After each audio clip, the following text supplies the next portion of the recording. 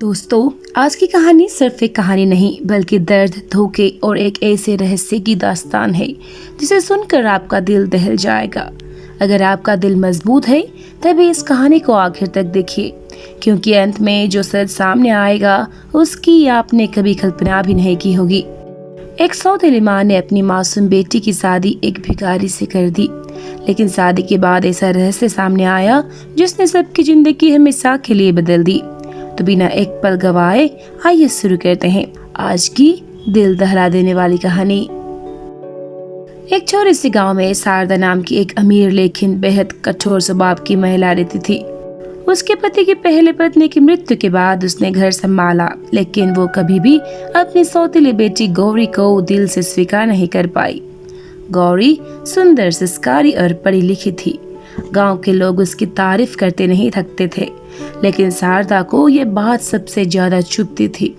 उसे लगता था कि अगर गौरी इस घर में रही तो सारी संपत्ति और इज्जत उसी के नाम हो जाएगी।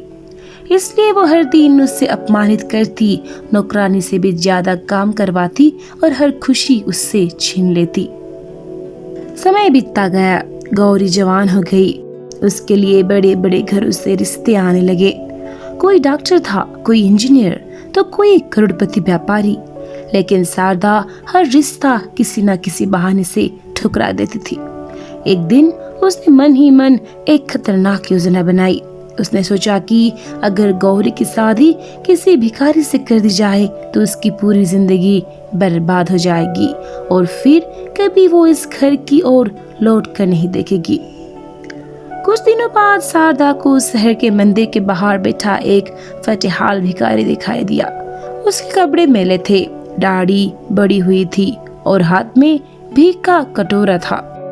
शारदा ने उसे पैसा दिया और कहा, अगर तुम मेरी एक बात मान लो तो मैं तुम्हें जिंदगी भर की दौलत भी दे दूं। भिखारी मुस्कुराया और बोला, क्या करना होगा? शारदा ने कहा, तुम्हें मेरी सौतेली बेटी से शादी करनी होगी। भिखारी कुछ देर चुप रहा, फिर धीरे से बोला, अगर लड़की की मर्जी होगी तो मुझे कोई एतराज नहीं। जब गौरी को ये बात पता चला तो उसके पैरों तले जमीन खिसक गई। वो चाहकर भी कुछ नहीं बोल पाए। गौरी ने अपनी किस्मत मान ली। उसने सोचा, शायद भगवान ने मेरे लिए यही रास्ता चुना होगा। शादी का दिन भी आ गया। पूरे गांव में चर्चा थी कि इतनी सुंदर लड़की की शादी एक भिखारी से हो रही है। लोग शारदा को कोस रहे थे, लेकिन कोई खुलकर उसके खिलाफ बोलने की हिम्मत नहीं कर रहा था। साधारण से मंदिर में दोनों की शादी हो गई। विदाई के समय शारदा के चेहरे पर जीत की मुस्कान थी। उसे पूरा विश्वास था कि आज के बाद गौरी की जिंदगी सिर्फ आंसुओं से भरी होगी। लेकिन विदाई के बाद कुछ ऐसा हुआ जिसने गौरी को भी हैरान कर दिया। भिखारी उसे शहर के किसी फुटपाथ या झुपड़ी में नहीं ले गया। वो उसे एक सुनसान रास्ते से होते हुए एक पुराने लेकिन बेहद विशाल महल के सामने ले आया। गौरी ने हैरानी से पूछा, हम यहाँ क्यों आए हैं? भिखारी मुस्कुराया। उसने अपनी नकली दाढ़ी उतारी, मैले कपड़े बदल दिए और कुछ मिनटों में उसके सामने एक बेहद हैंडसम और शाही व्यक्तित्व वाला युवक खड़ा हुआ। गौरी की आंखें फटी की फटी रह गई। वो समझ नहीं पा रही थी कि आखिर ये सब क्या हो रहा है। तभी उस युवक ने कहा, मेरा असली नाम आर्यवीर है। मैं इस रियासत का इकलौता वारिस हूँ। पिछले 2 साल में मैं भिखारी बनकर लोगों की इंसानियत की परीक्षा ले रहा था। मैं ऐसी लड़की से शादी करना चाहता था जो मेरे पैसे नहीं बल्कि मेरे इंसान होने की कीमत समझे। गौरी कुछ बोल ही नहीं पाई। तभी महल के अंदर से दर्जनों नौकर बाहर आए और झुककर बोले, स्वागत है छोटे मालिक, स्वागत है छोटी मालकिन। गौरी को पहली बार एहसास हुआ कि भगवान देर से न्याय करते हैं लेकिन करते जरूर है। लेकिन उसी रात महल के तहखाने से एक ऐसी आवाज आई जिसने दोनों की जिंदगी हमेशा के लिए बदल दी। आर्यवीर, तुमने सबसे बड़ा सच अभी तक गौरी को नहीं बताया। महल के तहखाने से आई रहस्यमय आवाज सुनकर गौरी और आर्यवीर दोनों घबरा गए। आर्यवीर ने बिना कुछ कहे गौरी के हाथ पकड़ा और उसे नीचे ले गया। तहखाने में एक बुजुर्ग व्यक्ति व्हीलचेयर पर बैठे थे।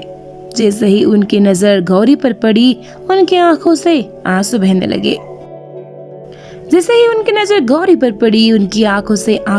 लगे। कांपती हुई आवाज में उन्होंने कहा, बेटी मुझे माफ कर देना, मैं तुम्हें इतने सालों से ढूंढ रहा था। गौरी कुछ समझ नहीं पा रही थी।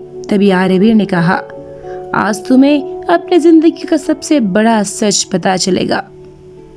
बुजुर्ग ने एक पुरानी डायरी, कुछ तस्वीरें और अस्पताल के रिकॉर्ड गौरी के सामने रख दिए। उन्होंने गहरी सांस लेते हुए कहा, तुम शारदा की सौतेली बेटी नहीं हो, बल्कि तुम इस परिवार की असली वारिस हो, जिसकी दौलत पर आज दूसरे लोग राज कर रहे हैं।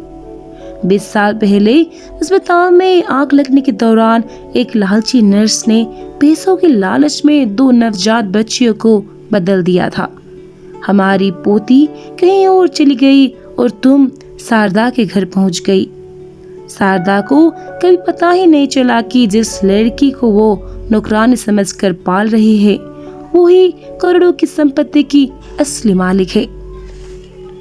ये सुनते ही गौरी की आंखों से आंसू बहने लगे। उसे अपनी पूरी जिंदगी एक सपना लगने लगा। वो सोच भी नहीं सकती थी कि जिस घर में उसे हर दिन अपमान मिला, वो घर कभी उसका था ही नहीं। इसी बीच महल का मुख्य दरवाजा जोर से खुला और शारदा गुस्से से अंदर आ गई। उसके पीछे पुलिस खड़ी थी। शारदा चिल्लाती हुई बोली, ये सब झूठ है, ये लोग तुम्हें बेवकूफ बना रहे हैं। तभी पुलिस इंस्पेक्टर आगे बढ़े और बोले, शारदा जी, अब झूठ ज्यादा देर तक नहीं टिकेगा। हमारे पास 20 साल पुराने अस्पताल के रिकॉर्ड, गवाह और आपके खिलाफ पक्के सबूत है। गौरी अभी सदमे से बाहर भी नहीं निकली थी कि इंस्पेक्टर ने एक और सच सामने रख दिया। उसने कहा, तुम्हारे पिता की मौत कोई हादसा नहीं थी, उनकी कार के ब्रेक जानबूझकर फेल किया गया था। ये सुनते ही गौरी के पैरों तले जमीन खिसक गई। वो रोते हुए शारदा की ओर देखने लगी। तभी भीड़ में से एक आदमी सामने आया। उसे देखते ही शारदा का चेहरा लीला पड़ गया।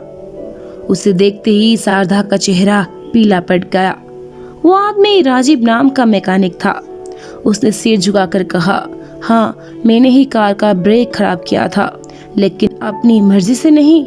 शारदा ने मुझे पैसा और धमकियों के बल पर ये करने के लिए मजबूर किया था। शारदा बार बार इन आरोपों को झूठ बता रही थी, लेकिन उसी समय आर्यवीर ने एक वीडियो रिकॉर्डिंग चला दी। वीडियो में साफ दिखाई दे रही थी कि शारदा अपने एक साथी से कह रही थी, राजेंद्र के मरते ही सारे दौलत मेरी होगी और उस लड़की को किसी भिखारी के साथ शादी करके हमेशा के लिए इस घर से निकाल दूंगी। वीडियो खत्म होते ही पूरे महल में सन्नाटा छा गया। पुलिस ने बिना देर किए शारदा को गिरफ्तार कर लिया। सबको लगा कि अब कहानी खत्म हो गई है, लेकिन जैसे ही पुलिस शारदा को लेकर बाहर जाने लगी, वो अचानक जोर जोर से हंसने लगी। उसकी हंसी सुनकर सब रुक गए। उसने गौरी और आर्यवीर की तरफ देखकर कहा, तुम लोग सोच रहे हो कि जीत गए, लेकिन तुम अभी सबसे बड़ा सच नहीं जानते। जिस भिखारी से मैंने गौरी की शादी करवाई थी, वो मुझे किसी संयोग से नहीं मिला था। उसे मेरे सामने भेजा गया था और उसे भेजने वाला आज भी जिंदा है। ये सुनते ही आर्यवीर चौंक गया, क्योंकि उसने कभी किसी को अपनी पहचान नहीं बताई थी। शारदा मुस्कुराते हुए पुलिस की गाड़ी में बैठ गई और जाते जाते बस इतना कह गई, जिस दिन तुम्हें उस इंसान का नाम पता चलेगा, उस दिन तुम्हारी सारी खुशियां फिर से बिखर जाएगी। शारदा की गाड़ी वहां से निकल गई, लेकिन उसके शब्द महल की दीवारों में गूंजती रही। उसी समय शहर के एक अंधेरे कमरे में एक रहस्यमयी व्यक्ति सीसीटीवी स्क्रीन पर यह सब देख रहा था। उसके चेहरे पर हल्की मुस्कान थी। उसने अपने उंगली में पहनी पुरानी अंगूठी को दिखाते हुए धीरे से कहा, 20 साल पहले जो खेल शुरू हुआ था, उसका आखिरी अध्याय अभी बाकी है। अब असली कहानी शुरू होगी। इतना कहकर उसने स्क्रीन बंद कर दी और कैमरा एक बार फिर अंधेरे में डूब गया। लेकिन तभी आर्यवीर को अचानक कुछ याद आया। उसने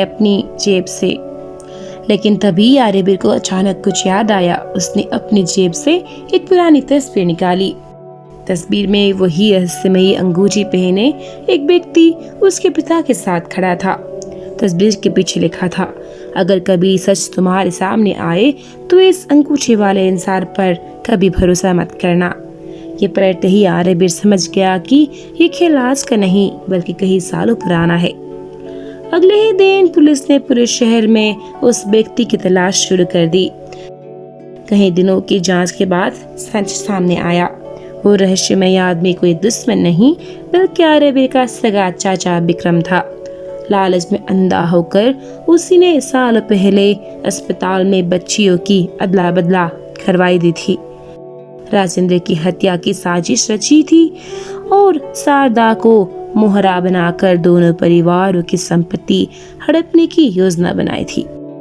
लेकिन इस बार उसके सारे सबूत पुलिस के हाथ लग चुके थे। भागने की कोशिश में विक्रम पकड़ा गया और अदालत ने उसे उम्र कैद की सजा सुनाई।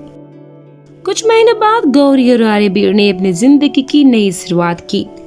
उन्होंने अपने संपत्ति का बड़ा हिस्सा अनाथ बच्चों, गरीब बेटियों और बेसहारा महिलाओं की मदद के लिए समर्पित कर दिया। जिस लड़की को कभी बोझ कहा गया था वही अब हजारों बेटियों का सहारा बन गई, और जिस भिखारी का मजाक उड़ाया गया था वही इंसानियत और सच्चाई का सबसे बड़ा प्रतीक बन गया। यही इस कहानी का सबसे बड़ा रहस्य था दोस्तों। भगवान कभी देर कर सकते हैं लेकिन अन्याय कभी नहीं होने देते। इंसान का असली परिचय उसके कपड़े, दौलत या हैसियत नहीं बल्कि उसका चरित्र होता है। इसलिए किसी को छोटा समझने की भूल कभी मत कीजिए, क्योंकि वक्त जब करवट बदल देता है तो भिखारी भी राजा बन सकता है और घमंड करने वाला इंसान सब कुछ खो सकता है।